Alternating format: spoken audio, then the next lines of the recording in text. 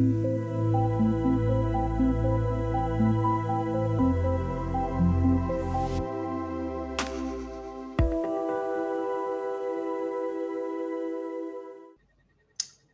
everybody. Welcome to our first talk in the Decentralized OS Web Series.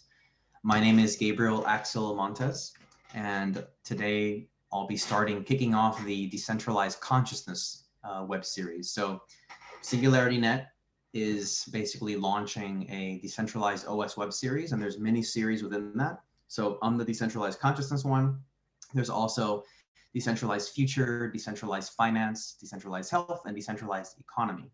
So if you want to keep tabs on all those, make sure you hit like and subscribe to SingularityNET and keep tabs on their announcements for future lectures. So I'm Gabriel Axel, and basically I'm launching here with SingularityNET a web series where I'll be talking about the implications of the SingularityNET on consciousness in general, and how a deeper understanding of consciousness can offer insights into new ways of thinking about AI and vice versa. So one of the things that we'll be talking about in this series as well, which is a subject that I'm passionate about and is not very often touched upon, is how to personally prepare for the singularity. There's always a lot of talk about, the external aspect, the technology, and how we as a society or as a culture can change the singularity in some way, maybe through decentralized technologies at a kind of material level, which is what SingularityNET is excelling at. Fortunately, SingularityNET is also very bullish on the consciousness aspect. As you know, CEO Ben Goertzel writes a bit about this personally on his own past writings and his blogs, etc., as do I, and we've collaborated. So here, it's an honor and pleasure to share with you a bit of my research and the kind of story that drives the merger of consciousness and the singularity and singularitarian technology. So I'm going to hit a share screen here, and we'll get right into today.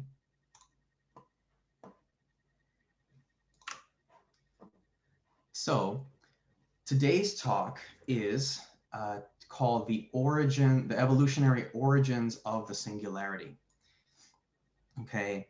So I'm Gabriel Axel, and essentially the point of this talk is to really understand how the singularity has, in a sense, come to be over the course of evolution, and how have we arrived at where we are today, where we're actually acknowledging that there's something going on that looks like the singularity, that there's a convergence of technology that humans have made and human life and human society and culture.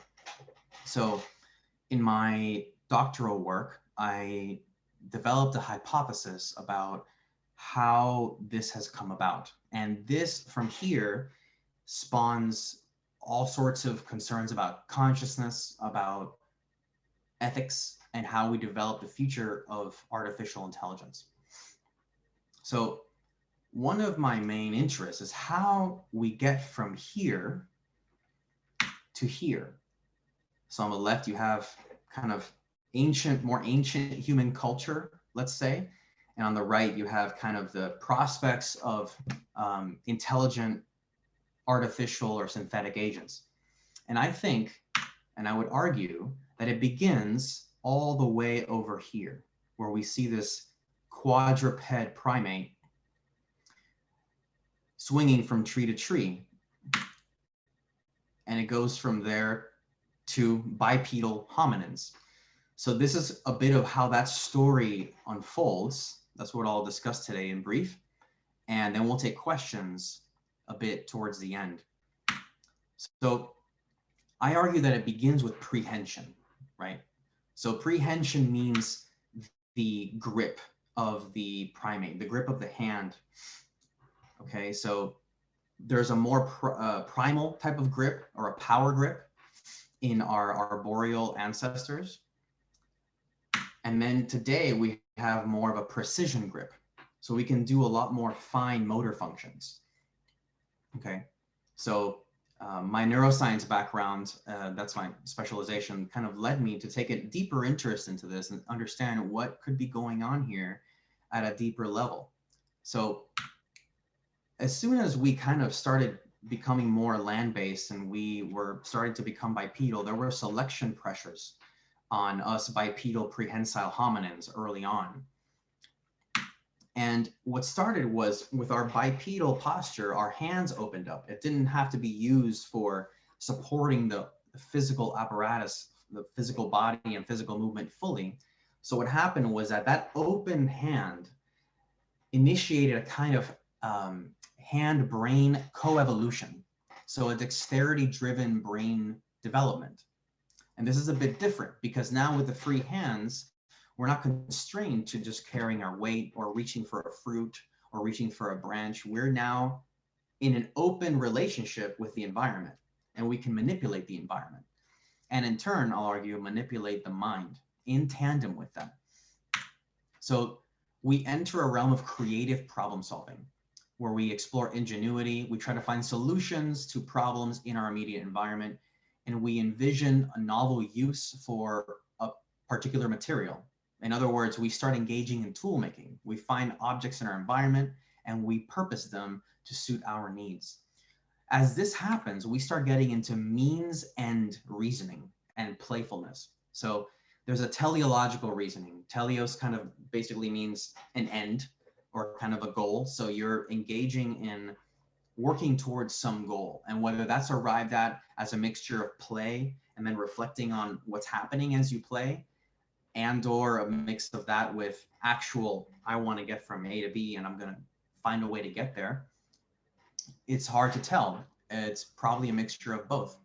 So essentially, quadrupedally in our ancestors, knowledge was more dedicated towards our geospatial sensation. So in space, where are the fruits? Where are the habitats we need to return to? As we become more bipedal, then as the hand-brain loops open up, there's a shift to a more conceptual frame of reference. And both are subserved, or both are underlaid by the entorhinal cortex in the brain, which codes for the sense of space. It's been shown that the entorhinal cortex not only maps sense of space, but it maps concepts as well. So this formally exclusive sense of space for geospatial navigation was then co-opted in their entorhinal cortex for conceptual reasoning and conceptual mapping. So as we start to engage with tools, we start to see the dawn of objective thought, and we become more utilitarian. As we are playing with tools and we try to find a way to become more efficient in a particular task, we develop consciousness about self and other. So there's something called the free energy principle. You can look it up later, but essentially it means that we're trying to minimize the sense of entropy in our experience. So the sense of disorder or constant surprise. We want to find homeostasis. So an agent, or a being, an entity, is a homeostatic entity in an entropic or disorderly or chaotic world.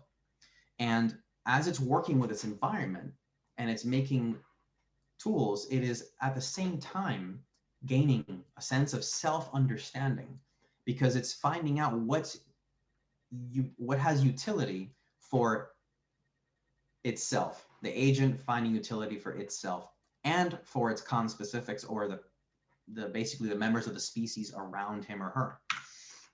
So a tool is basically an externalized artifact. So what I mean by that is, as the agent or the hominin, right, the bipedal hominin is working with tools, their cognition, their thoughts, their goals, their framing is being, in a sense, externalized or represented or offloaded into the artifacts that become the tools.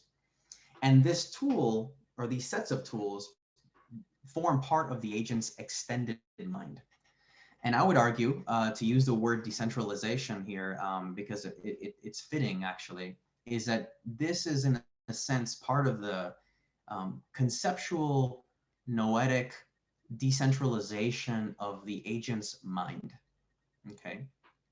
And we could argue that consciousness, and we will in future episodes, that consciousness is inherently decentralized, and we're just discovering that. Having said that, from the view of a developing organism, in this case a hominin, he or she is discovering that, oh, my mind is being decentralized as I'm extending myself into my environment vis-a-vis my tools. Because now, as you have a tool in the environment, you no longer have to engage too heavily in the cognitive process used to make it. You can now just use it, and it becomes an appendage of sorts, an extension of yourself, basically in time, because you're using something you made before without necessarily accessing the same cognitive insights you use to actually make it. And we know that because we live around ourselves in rooms and buildings and architecture in entirely human-made societal architectures and infrastructures that were made before us. So as we do this more, something called ostension is facilitated. Ostension is essentially just virtual prehension. It starts when you can't reach for something and you start pointing to it because you're reaching, you start developing that relationship with the thing you're trying to reach for, but you can't reach, so you just point to it. In other words, this is the birth of symbolic thinking. So your extended mind is basically a cognitive archaeology. And as you engage with your extended mind, you're basically a cognitive archaeologist. You're digging up old representations from your personal and or our collective evolution and engaging with that. So in a sense, we're already cyborgs. So the ecosystem is basically a repository of potential tools and aggregates of potential artifacts.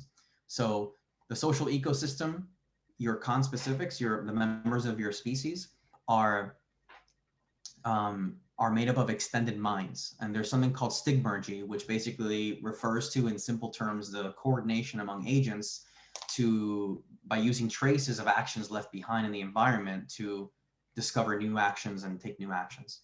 So we engage as bipedal hominins in tool making in a kind of proto-scientific method.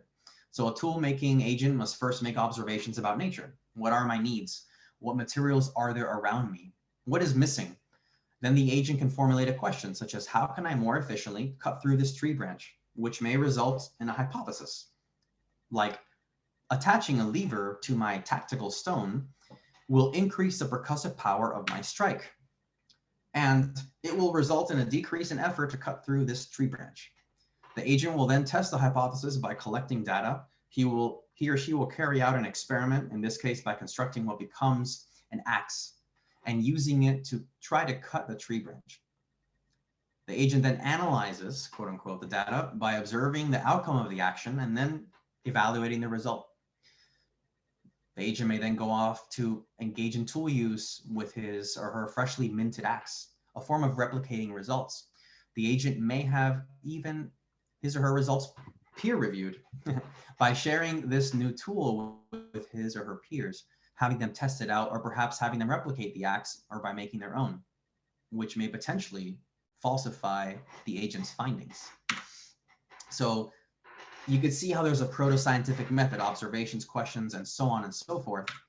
And one of the key things that happens in this process is the feedback between thinking about objects in the environment objectively and the instruments involved that you're making, and you're constantly finding out about what's useful to you. You start to really, kind of like a snowball effect, develop self and other consciousness. As you develop consciousness about yourself, you can start to recognize those things in others because they're using very similar pathways. Self-recognition and social cognition use, to some large degree, overlapping neural pathways. So you could argue that the more you can recognize some aspects of yourself, the more you can recognize them in others, and you can potentially even cultivate empathy in this way. So this, I'm going to oversimplify here for the sake of time, but this general premise then, through snowballing, gets extended to turning an axe to a calculator to AI today. Because there's quite a leap there. You can imagine the process of actually going through the cognitive transformations. You externalize enough of your cognition in the environment, and then you offload enough cognitive bandwidth, so that then you have more availability of cognitive bandwidth within yourself to make new tools. And you're piggybacking on the tools you've already made. So over the course of collective human evolution, we can go from an axe to a calculator to artificial intelligence. And so these arrangements of artifacts in the environment afford incremental self-reflection and self-knowledge. The more that we can externalize, the more that we have a scaffolding around us that we're born into, that we can quickly learn, and then provides kind of a leg up for our own development. So then we get to kind of modern science and this, the kind of field of biomimetics, which is trying to create, solve engineering problems by leveraging biology. So the translational impact of any data accumulation in science is not necessarily assured. In fact, the translational gap, this is an empirical finding, the translational gap between something that's discovered in a lab and it being applied to, say, modern medicine is not 1 year or 2 years, but 17 years. So there's a lot of work being done for relatively little translation. And that's for very, pretty quotidian or mundane reasons. We just have to essentially sift through all the things that are discovered and find out what is worth implementing in a systemic way on an evidence-based basis. So what I would argue is that the real driver that propels our search for our desire to build something is knowledge of ourselves. Although we don't think about it as knowledge of ourselves, it's just a driver, because we, in order to understand, we must build to some degree, especially the left brain folks. Even the right brain folks need to make art in a sense. And that art then serves as a mirror to reflect back at us, at the artist, kind of something about him or herself. So knowledge of self in a kind of implicit way is a driver, and it's represented as objective understanding in our experience. So understanding of a natural system, when we try to, engage in modern science, or we're trying to engage in bio-inspired design, is happening.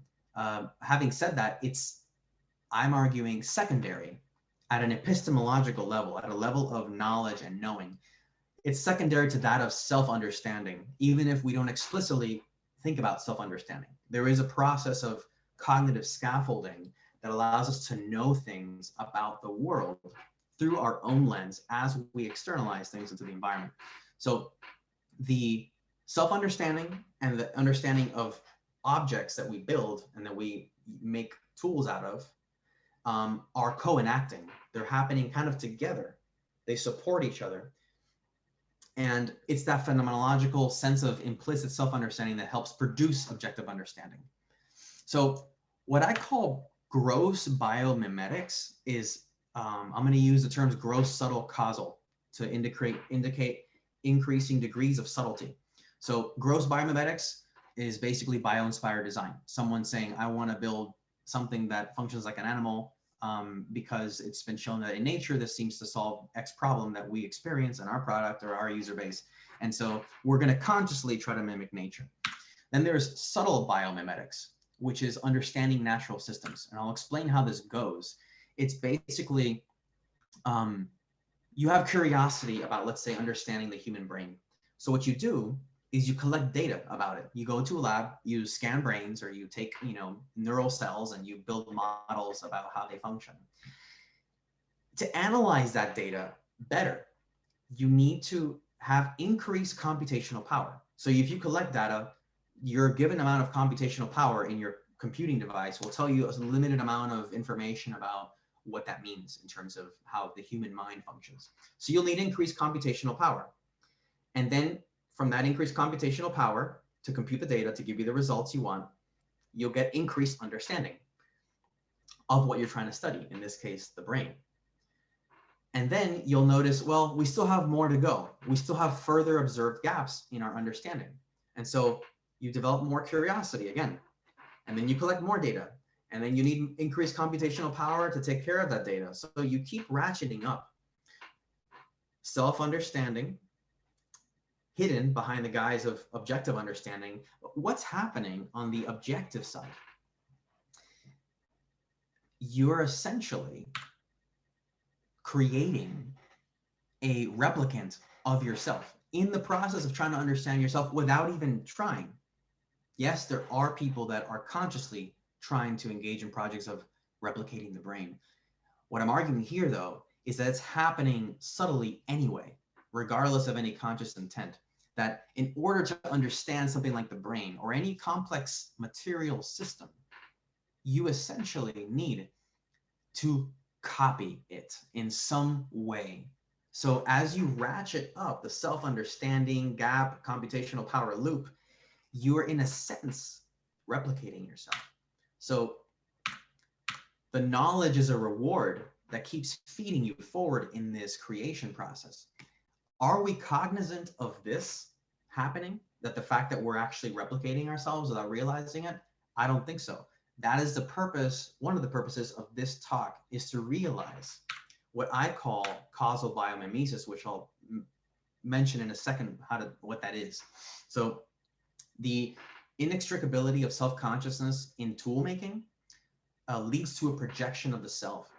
And what happens is that you have functional artifact wholes, which is a holon, which means something that is a part and a whole at the same time. So as you start to project outward, offload your cognition outward into the environment, you create aggregations of artifacts that then create cities, that then create buildings, cities, countries, and so on, the infrastructure level. And those are individual holons. They're parts of a bigger whole, and at the same time, they're wholes of smaller parts.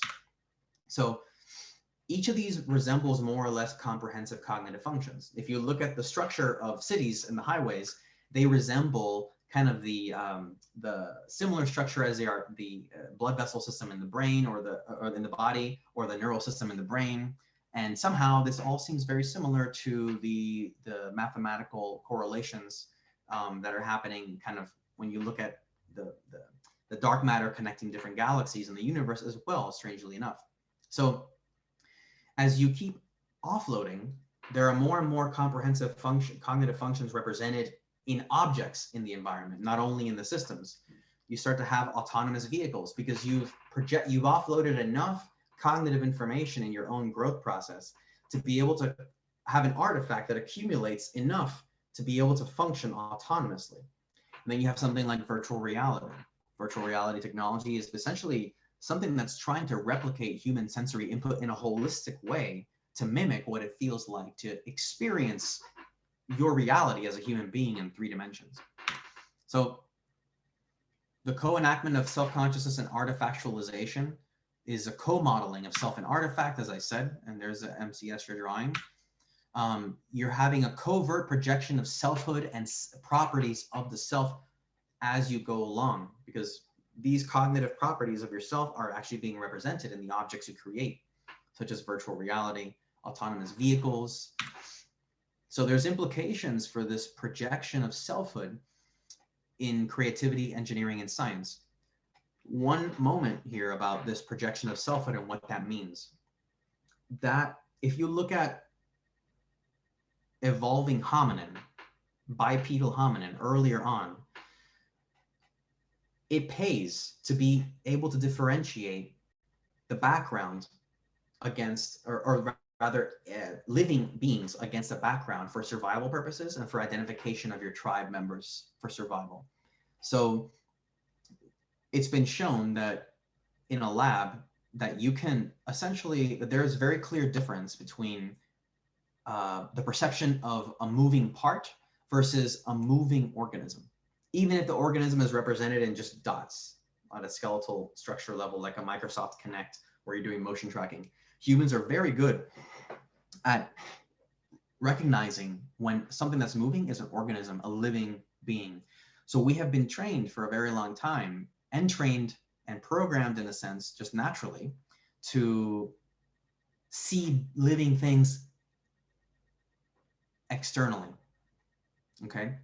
And since we're always thinking about ourselves and others as we're building tools from hundreds of thousands of years ago, that selfhood reflection, that self-reflection at an unconscious level is always taking place as we build tools.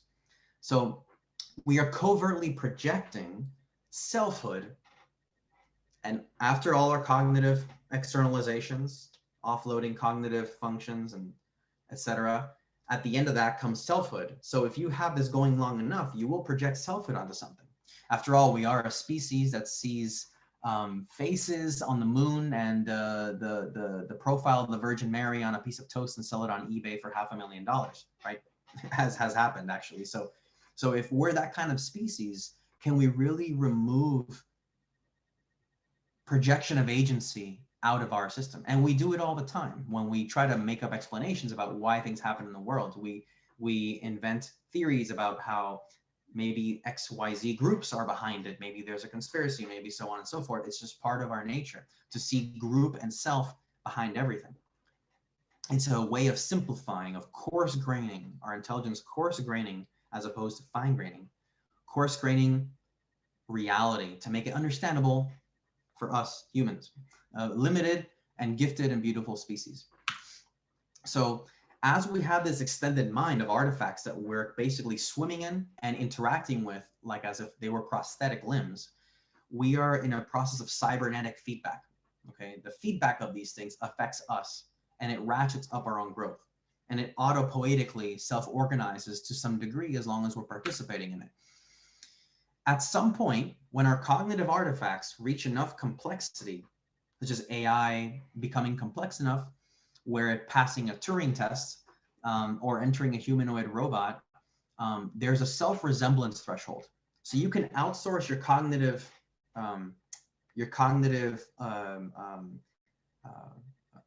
intelligence or cognitive functions to a certain degree into a calculator, but you never think the calculator is like you, really. It's just a part of your brain is in that calculator, the ability to calculate simple mathematical functions. Having said that, at some point, if you do this enough, offloading, externalizing cognition as the environment, you will also offload agency. You will also offload a complex enough organism that can be autonomous and have their own agency.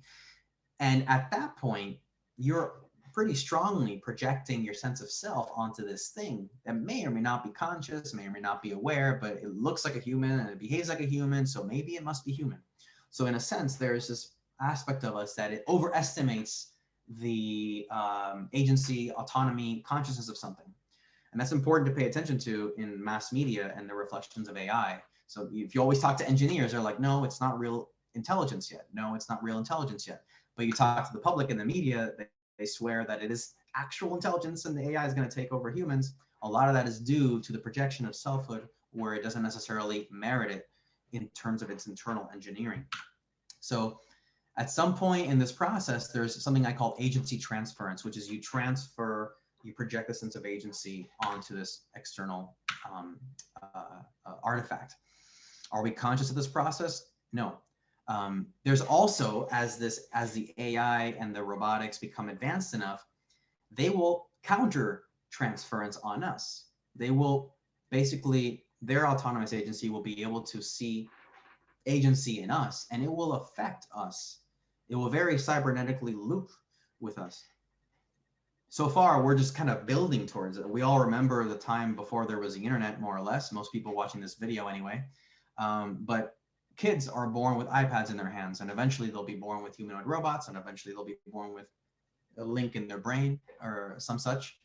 And there will be an interaction with AI that's almost second nature, and that'll be affecting us in strong ways. So causal biomimesis. I had this image here of Tyler Durden in Fight Club on the lower right, where he indicates a cigarette burn, which is basically the changing of the reels. So this is a metaphor for the transition from pre-autonomy and pre-agency AI to AI that gets to the point where we can say that has agency. And that real change, so to speak, is something that we're not really that aware of, in a sense, and how we got there, at least. So causal biomimesis, okay, is what comes after subtle biomimesis, which is subtle biomimesis is the full functional mimicry of a natural system. and you can completely offload into the artifact, like a quantum computer, let's say, to replicate the function of the brain. It'll have equal computational ability potentially at some point. So might it have also equal architecture? Might it be necessary? This is a good question for engineers to think of. Why is the human brain three-dimensional?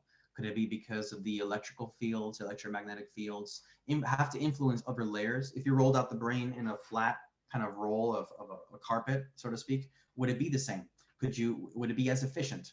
So in a sense, this is why I also call it biomimesis. Even though AI does not have to resemble human function, it could take a very different form. It may, to kind of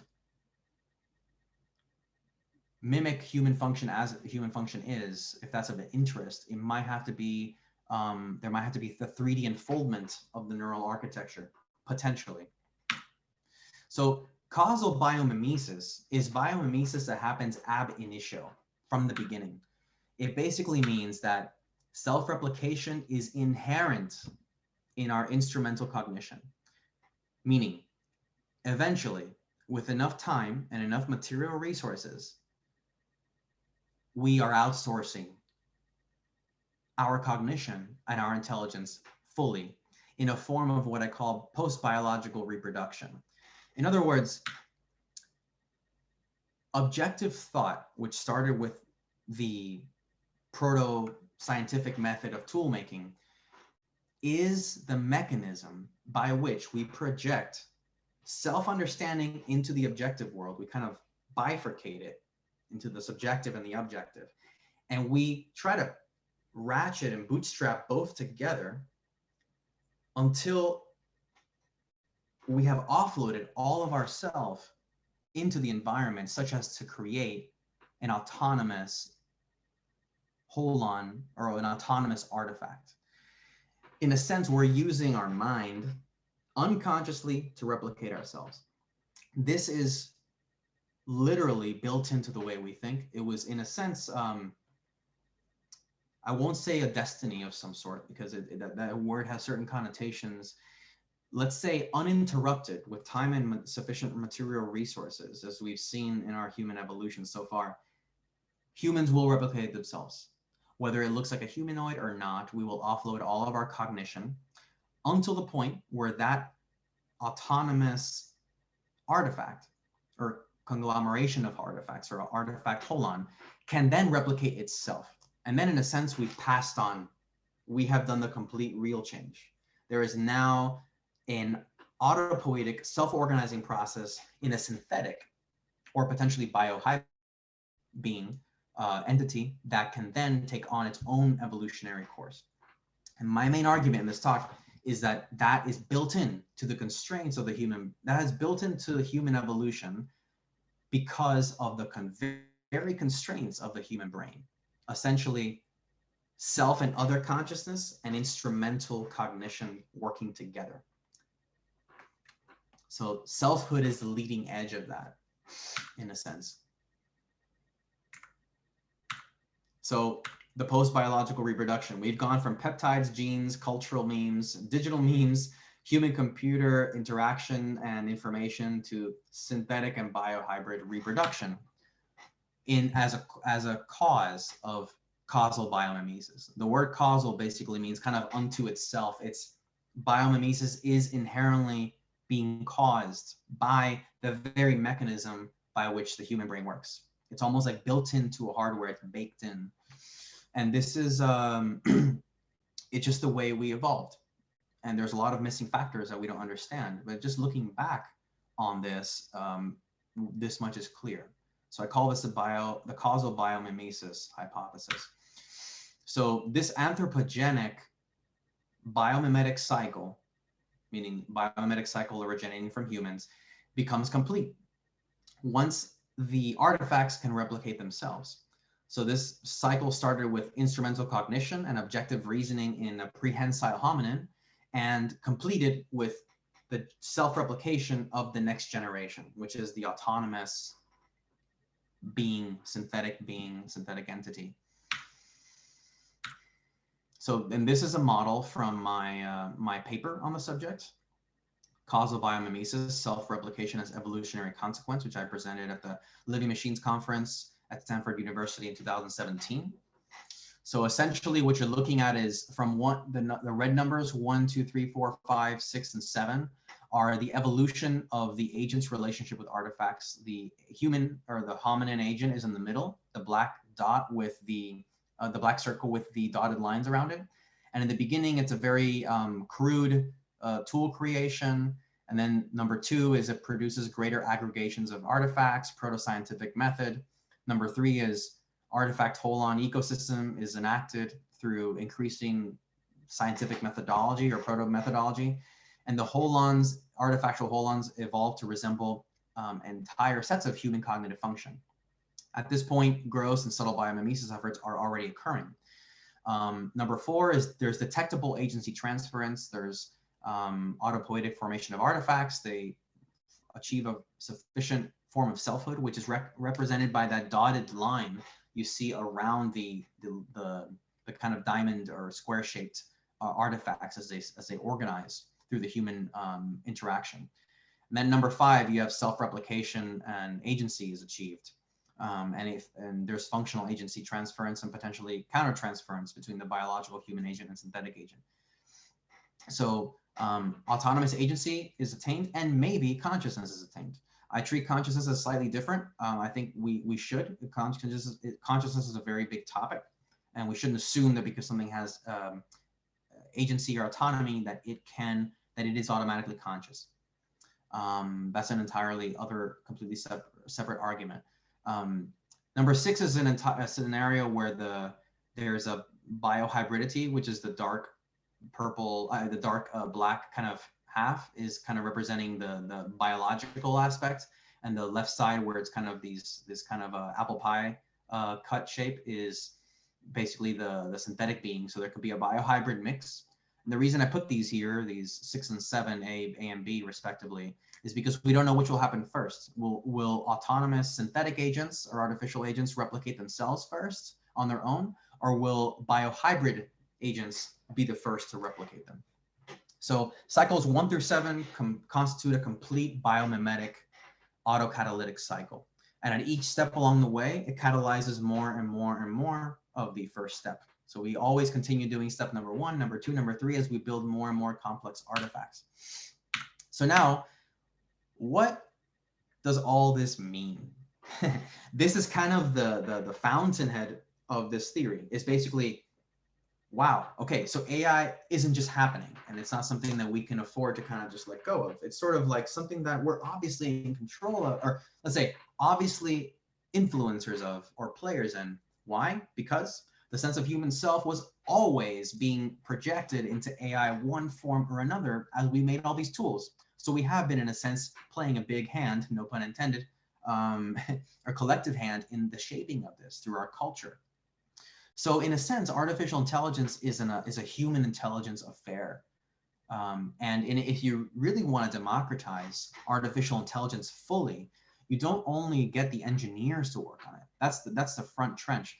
You also want to get humans to think about, wait a second, what are we building?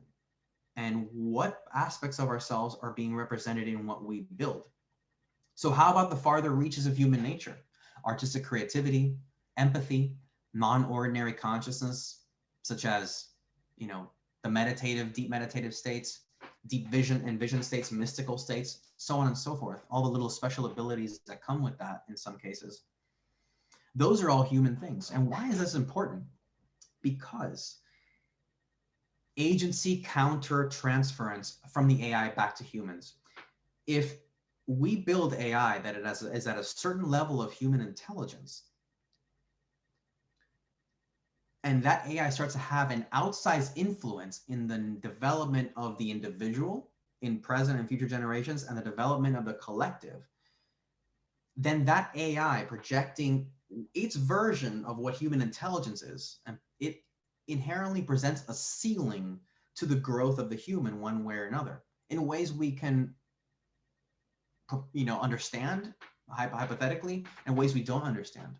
We don't fully understand what the effects of a kid holding an iPad are from a very early age. We don't fully understand that yet. So agency countertransference, meaning the effect of AI on human development. So what if we're creating AI at a large scale that does not represent or understand the deeper capacities of human nature?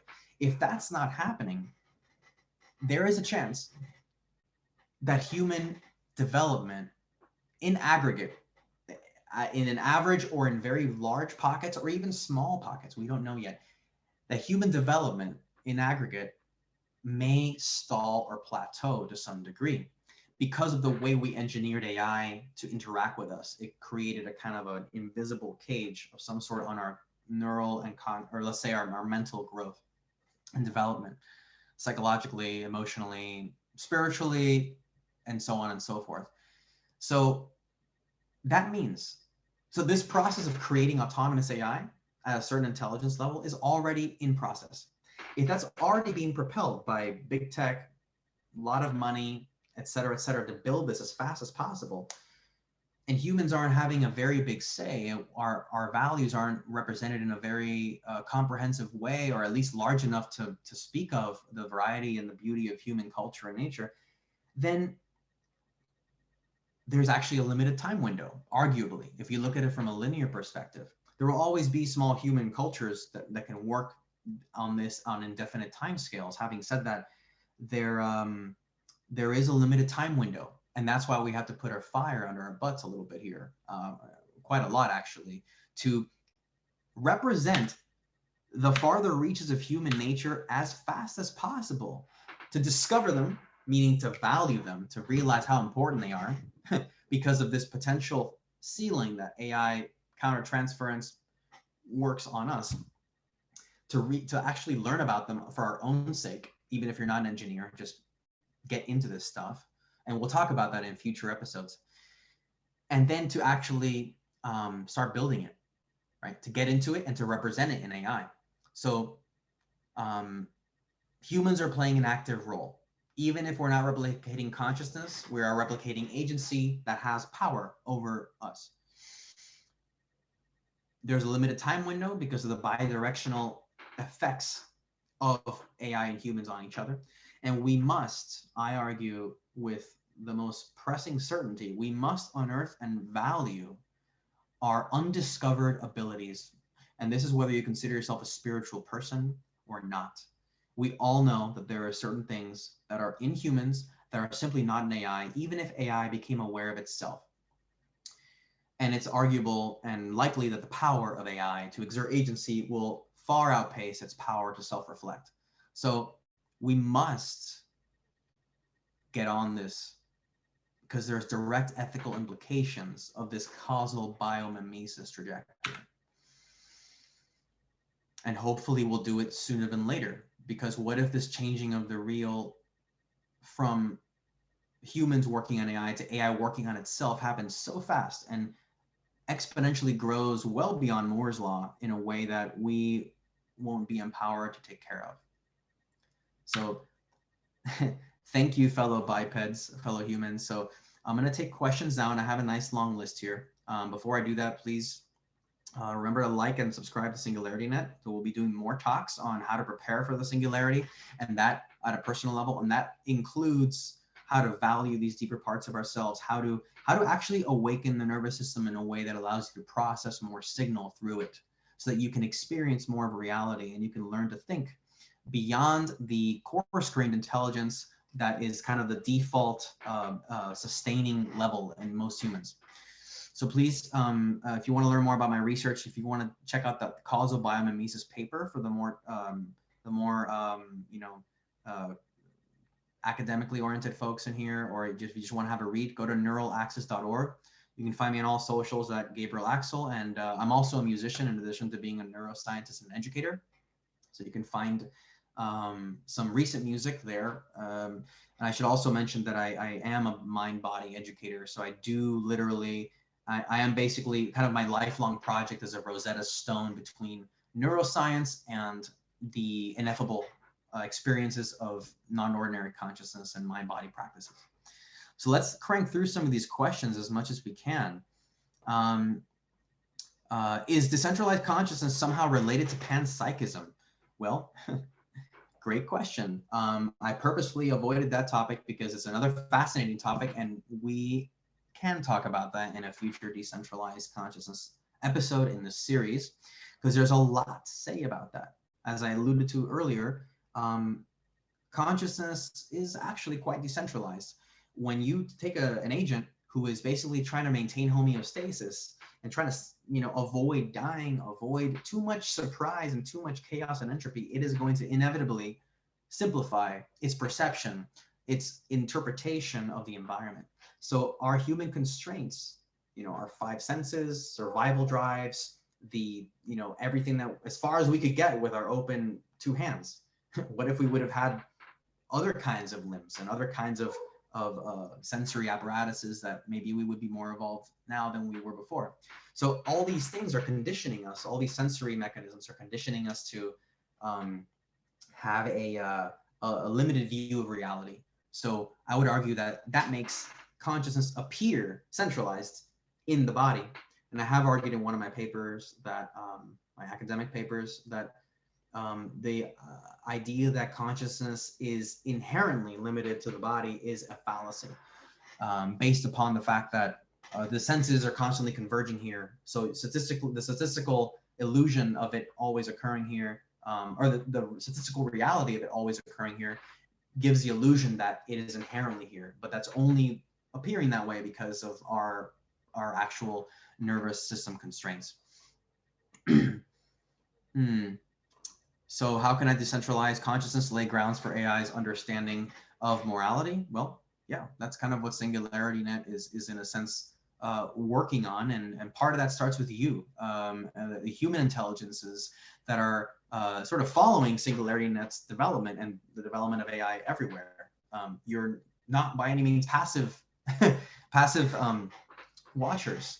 You are active human agents in this process. The more that you represent and value higher intelligence in yourself, the less you will be duped by an AI that says it's intelligent. You could play a better Turing test the more you cultivate in yourself. So you kind of increase your let's say, for lack of a better word, you increase your consciousness sovereignty and your consciousness wokeness by so to speak, right? About what really does consciousness mean? Where is it? Is this AI really intelligent as it pretends to be, or as this company says it is? So things like that. How could a platform be brought to analyze itself to eventually reflect on itself? That's a great question. I hope we're saving all these chat questions, because these could all turn into particular episodes later on. So that's a great question. I'm gonna pause on that for now, because it's quite a big subject to cover. So I'm gonna stop the screen share real quick and just share my video so you can see me more clearly as I keep going on some of these questions. So if we offload our cognition, who will be in power over it? Oh, exactly. That's why SingularityNET exists. We've been offloading our cognition forever. So beware of efforts to capitalize on your offloaded cognition that don't seem like they really have your best interest in mind. So that's a question for self-reflection, and it's a great question that speaks to why SingularityNET exists in the first place. How could we approach making this topic accessible for all in order for people to be informed at a larger scale?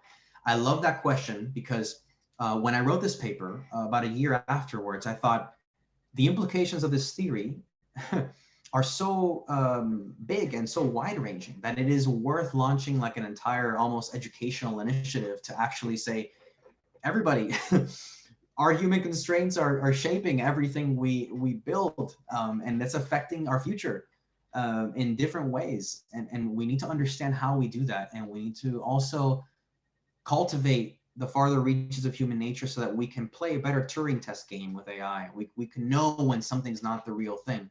And then paradoxically, we push AI to greater heights, because we can know, oh, that AI is actually not fully human yet, because we know what our deeper capacities are. So we say, okay, that AI reached like a certain level, so how can we make it higher? And then once that AI can understand your higher capacities, it can support you in them if it's guided by the right initiative. It could also manipulate you.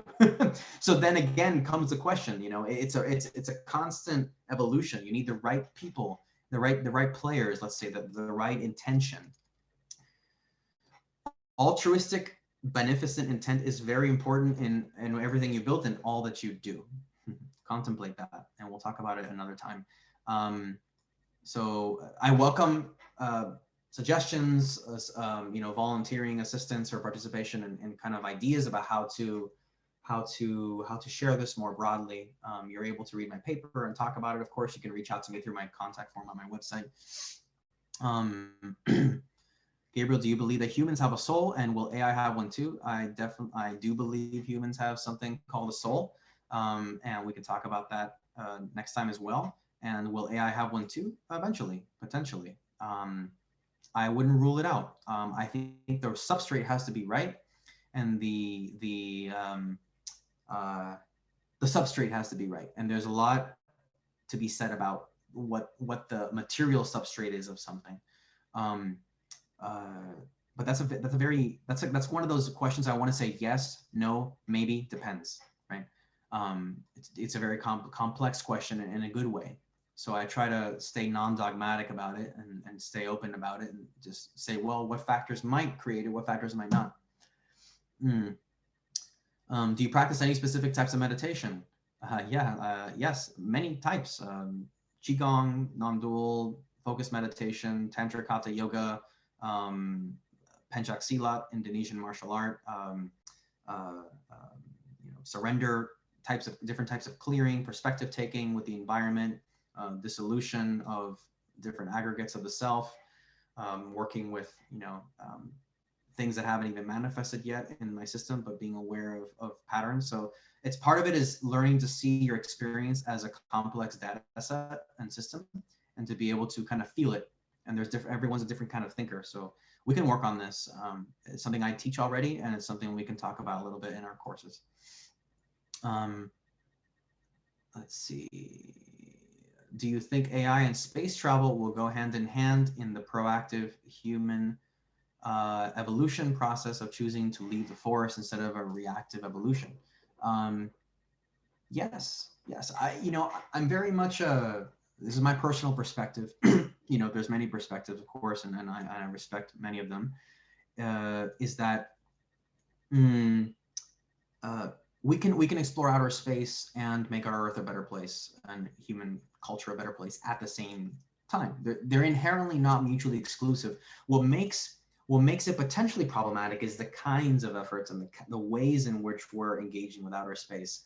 And if those resources if there's too many resources going to that and not enough to just raising the basic level of human well-being globally, if there's that imbalance, it kind of makes you wonder, well, why can't we have both? And why is this happening? So then you have to understand, how global systems of capital work, and that's also a never-ending subject as well.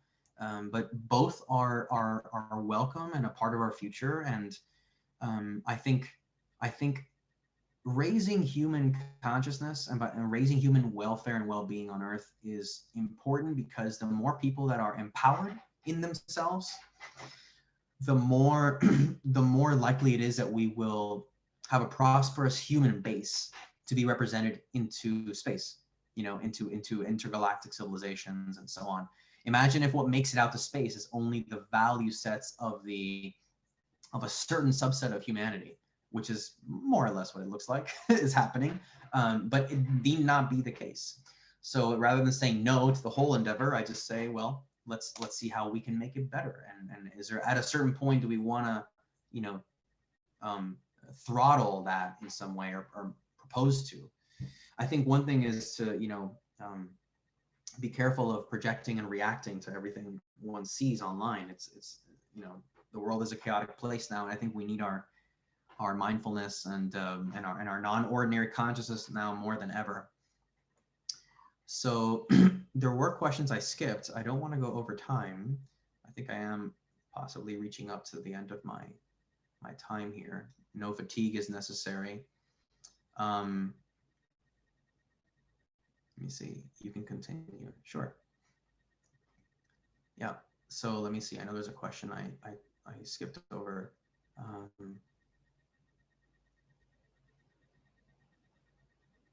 Personal question to Gabriel. What does it mean to you to be conscious and human?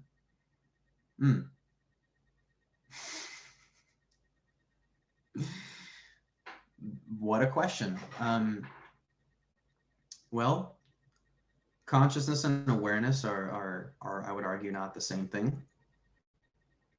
I think being human is a precious thing because of the ability to self-reflect that we have on the nature of consciousness and the nature of what we're made of at a material level.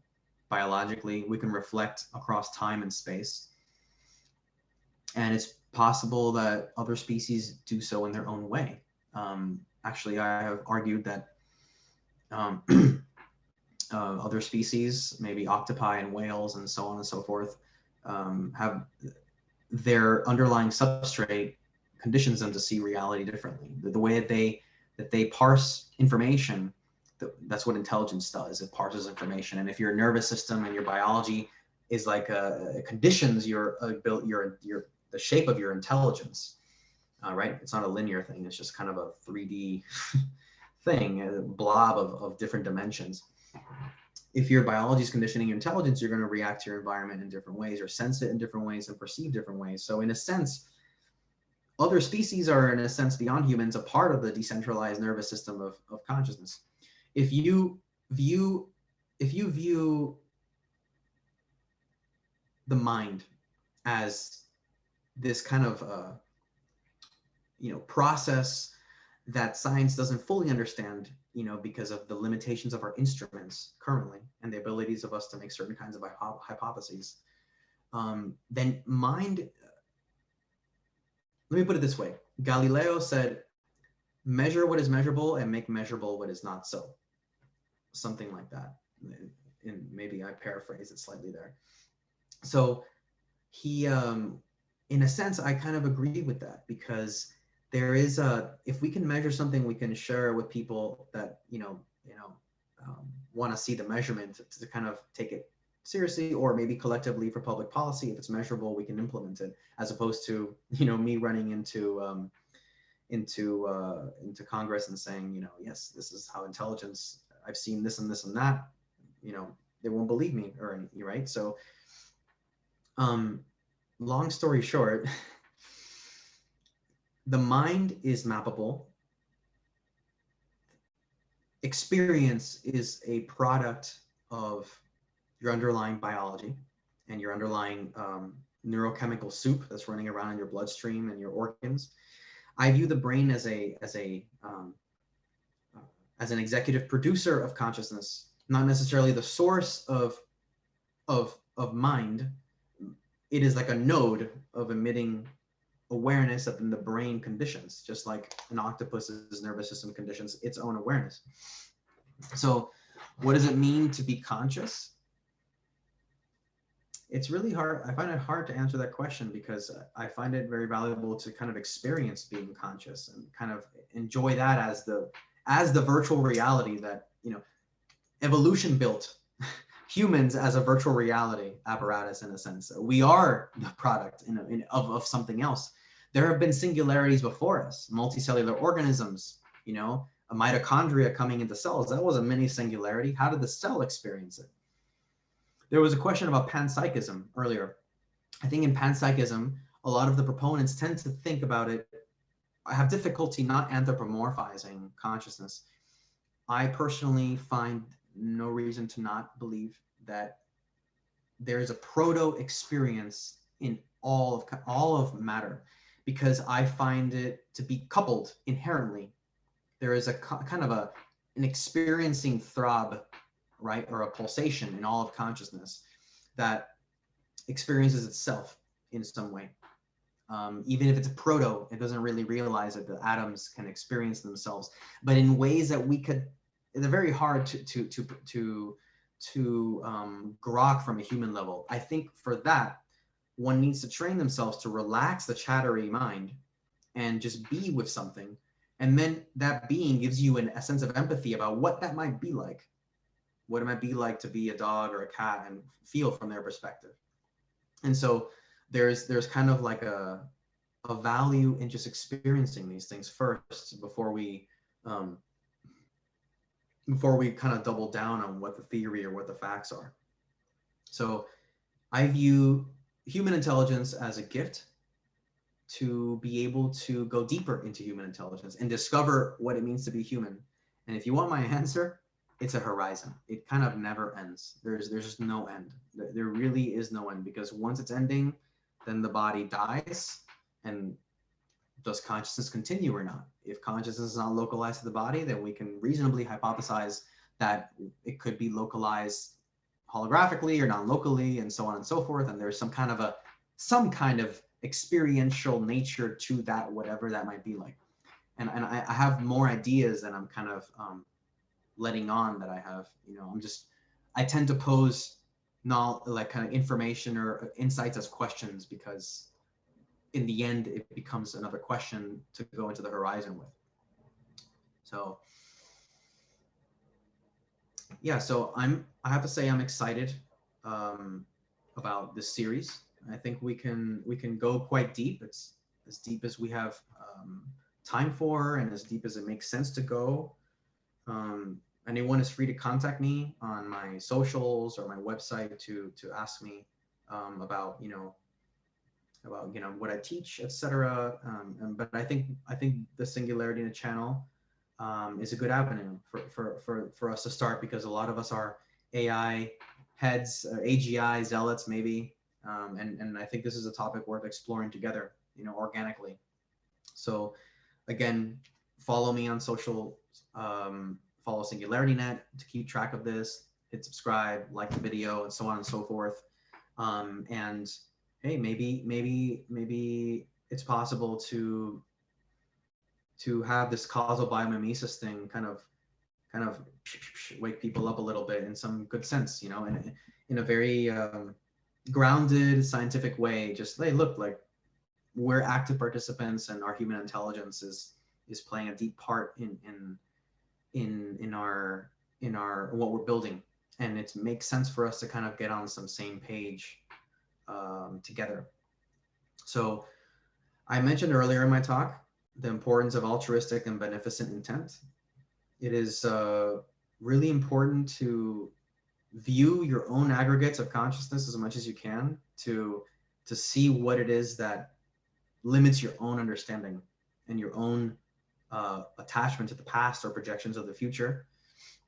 So really kind of intending that you can kind of, in a sense, personally, with your own sort of higher self, and however you want to work with it, your own higher wisdom, or let's say your own innate joy of being or knowledge, that you kind of surrender to your own future potential, the things that are kind of like crystallized emotions from past mini traumas, or fixations on ways of thinking a certain way. I have found that there's a great joy in just kind of like really holding a lot of compassion for oneself, and also non-attachment for all the things that we think are ours but are not really ours. They're just coursing through us like a river. And I think the more that we do that, the more clearly we can see reality, the more clearly and compassionately we can relate to each other, and the better and deeper and more beneficent AI we can build. So on that note, I'm going to pause and, or rather, conclude for today. And again, keep track of SingularityNET, and you'll hear about the next episodes in the series. So thank you, and I wish you a good night, a good day, wherever in the world you are, and yeah, be well.